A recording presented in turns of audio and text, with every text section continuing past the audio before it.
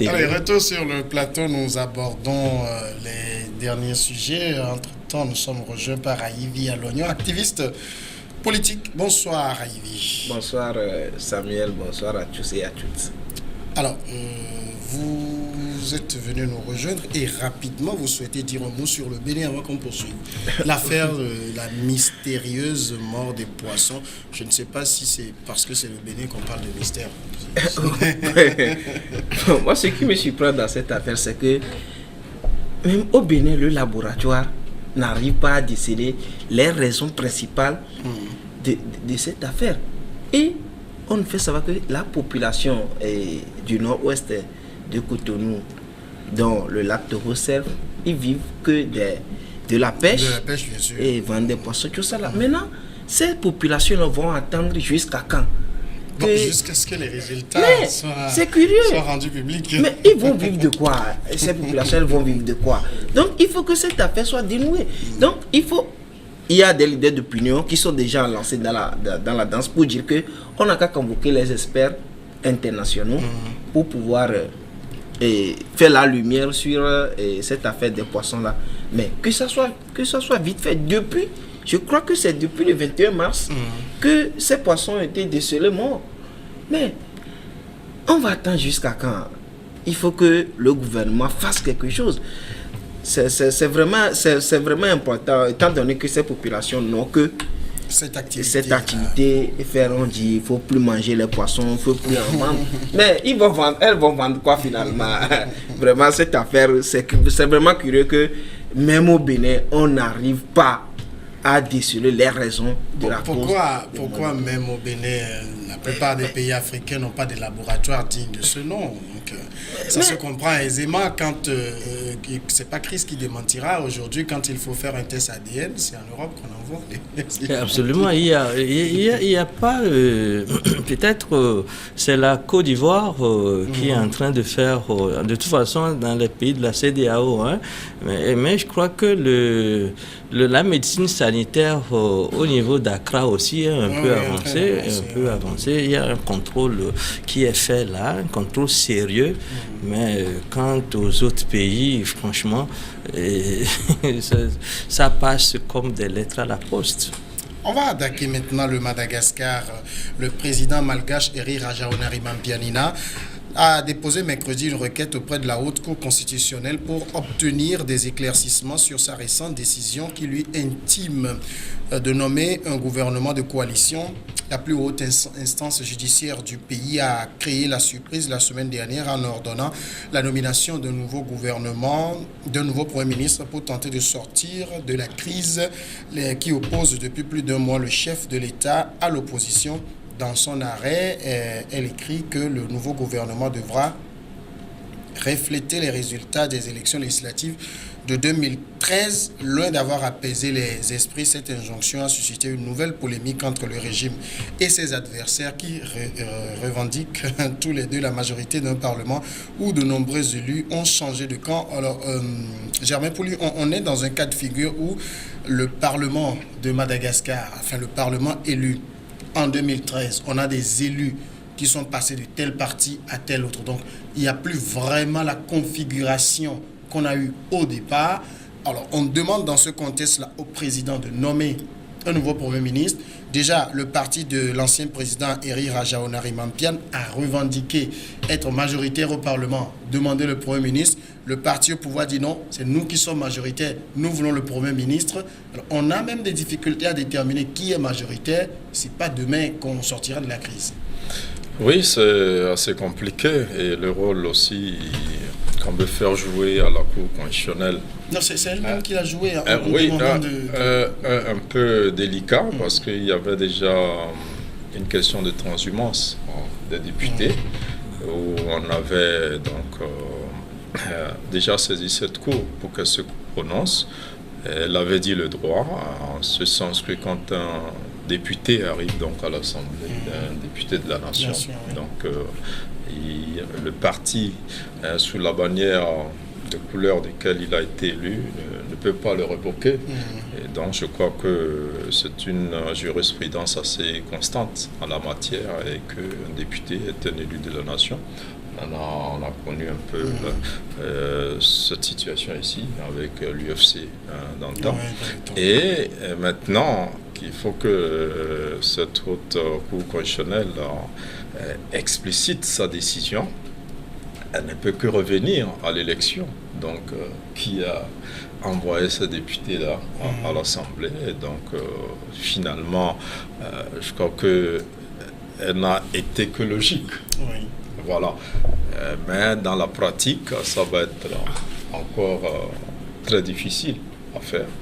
Ça va être très difficile. Et je crois que au-delà donc, de cette bataille juridique et judiciaire qui est allée devant la Cour constitutionnelle, il faut que les politiques puissent véritablement s'entendre pour trouver une solution. Justement, que Chris Ega, que les politiques s'entendent, c'est ce qui est souhaitable. Mais est-ce que vous ne pensez pas que la haute cour constitutionnelle malgache outrepasse ses pouvoirs en donnant cette injonction, demandant de former un gouvernement sous les 7 jours qui arrivent et donne même jusqu'à 10 jours pour le faire, sinon elle prendrait des décisions? Elle est là pour interpréter la loi, pas pour... Non, mais vous savez, cette cour-là n'a rien fait de nouveau. Il faut vous rappeler quand même qu'avec l'arrivée au pouvoir de Rajoelina, je crois que c'est comme cela qu'il s'appelle, ça a été le même cas de figure. Oui. C'était une crise avec Ravalomanan, oui. Et puis, de quelle façon on a tranché? C'est qu'on fait un gouvernement d'union nationale conduit par Rajoelina. Il est resté sans élection au pouvoir. Il est arrivé aux élections il est arrivé au pouvoir sans élection et il y est resté pendant 6 ans. 6 ans, oui. Et après, c'est cette approche de solution que les Malgaches sont en train de reconduire tout simplement aujourd'hui, parce qu'il s'agit d'une approche qui a marché entre-temps et qui a ramené pendant au moins 11 ans la paix au Madagascar, au pays. Bon, maintenant, en ce qui concerne la question de transhumance qui se pose, je crois que j'ai regardé au niveau du Parlement, je crois que j'ai regardé un peu la question et la constitution du Madagascar, dans son article 72, a bien précisé que on ne peut pas, lorsque tu es voté sous une couleur donnée, tu ne peux pas ensuite passer à un autre parti sous peine de déchéance. Oui. Ça a été clairement écrit dans la Constitution. Et je crois que c'est cet article-là qu'on est en train, son parti est en train de se prévaloir de cet article aujourd'hui pour se dire que c'est à lui de former ce gouvernement-là en s'appuyant sur les élus d'autres partis pour avoir la majorité. Et je crois que la Cour est d'accord avec lui, parce que en 2013, c'est son parti MAPS qui avait la majorité directe avec 49. Mais qui a fait une coalition avec d'autres petits partis pour soutenir le président sortant qui était son ami. Ils ne sont plus aujourd'hui. Donc c'est en se référant à cette élection de 2014, il est clair que celui qui était sorti avec cette majorité relative là, c'est à celui-là que revient le droit et le privilège de... Voilà, donc l'histoire se répète et il a eu la chance de venir comme ça au pouvoir. Aujourd'hui, il va avoir la chance encore d'être le chef de gouvernement et de former tout simplement le gouvernement. Ivy Alognon, le Madagascar est tout de même très coutumier de ces genres de crises. On a des présidents qui ne finissent pas leur mandat, il y a des coups d'État, il y a la Cour constitutionnelle qui vient et tout. Vous n'avez pas l'impression que ce cycle est trop permanent? Oui, bon, moi je ne sais pas de quel pays s'agit-il. Depuis, les présidents ne finissent jamais leur mandat. Mais on ne sait pas pourquoi un président est élu et du jour au lendemain, et puis des gens s'organisent pour pouvoir destituer le président. Et il arrive aussi à le faire. C'est ce qui est curieux. Mais le problème ici fondamental, c'est que la plupart des opposants ont une fois fait le pouvoir. Quand vous regardez la configuration des opposants des morts... Non, les morts, c'est la Mauritanie. Malgache. Les Malgaches, pour moi. ils ont une fois fait l'expérience du pouvoir. Donc c'est une crise de méfiance en fait. Ça ressemble à l'actualité togolaise. C'est une crise de méfiance qui est installée au Madagascar. Parce qu'eux-mêmes ils se connaissent. Chacun sait comment ils manipulent quand il est au pouvoir. Donc il faut que les Malgaches se ressaisissent et doivent savoir que lorsque un président est élu, il faut quand même laisser ce président aller au bout de son mandat et le sanctionner dans les urnes. Mais chaque temps qu'il faut s'organiser pour pouvoir le destituer, je crois que ça va constituer une crise dans le pays. Les Malgaches ne vivent pas aussi très bien. Ouais, et c'est un pays très pauvre. Et c'est un pays pauvre de l'Afrique, de la planète Afrique, du continent africain.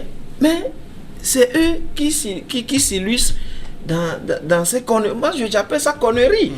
Parce que je ne vois pas comment vous-même vous donnez onction à quelqu'un pour vous conduire à un mandat, donner son mandat ne finit pas, vous trouvez des astuces et vous arrivez à le faire.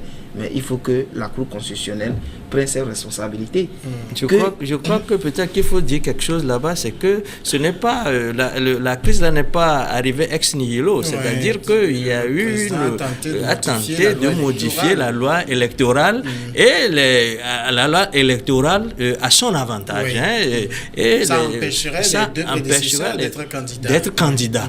Et les deux prédécesseurs se disent que quand cela ne tienne, ils vont démontrer leur popularité sur le terrain. Je crois que souvent, c'est la manipulation de ces textes-là à son avantage qui fait que parfois, dans certaines situations, les gens ont déjà la sensibilité à fleur de peau, qui sont pressés d'arriver au pouvoir, mais c'est comme si vous n'installez pas des conditions d'une compétition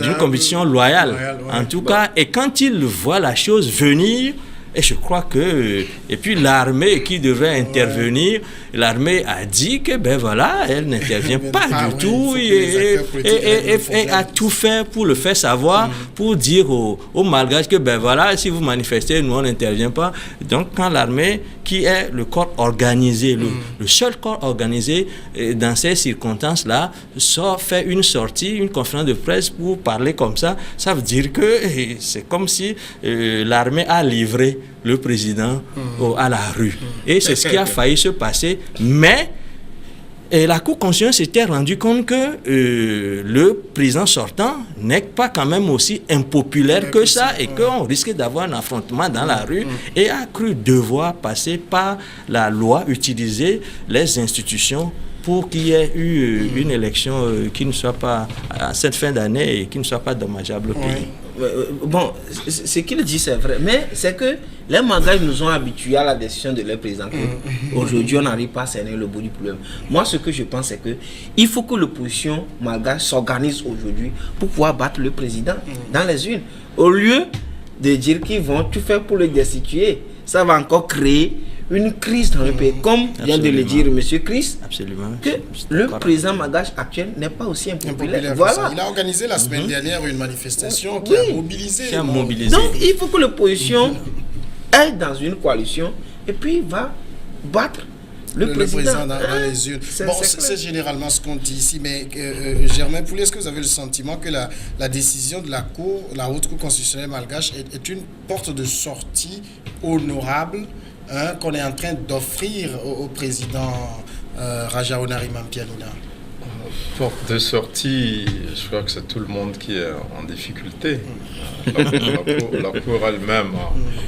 Alors, d'accord, si vous permettez, on marque juste la courte pause et puis vous aurez le temps de répondre à la question.